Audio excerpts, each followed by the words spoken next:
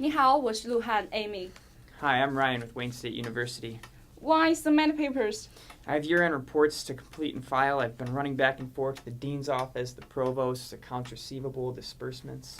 So that's why you had a bird head and a festering forehead. What are you talking about? In Chinese, when you are super busy, we say 焦头烂额. Do you understand? Burned head, festering forehead? That's gross. So what would you say in English? Well, you might say that I'm running around like a chicken with its head cut off. That's gross. Okay, they're both gross. So how would you say I have a burned head and a festering forehead in Chinese? I would say 你感到焦头烂额. 你感到焦头烂额.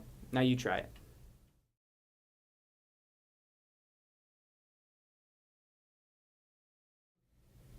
Where did you just go? I had to run down the hall to file a report.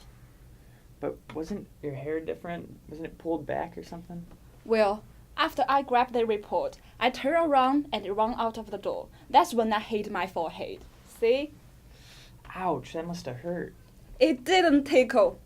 What was that phrase again about having a burned head and a festering forehead? 我感到焦头烂额. 我感到焦头烂额. Now you try it.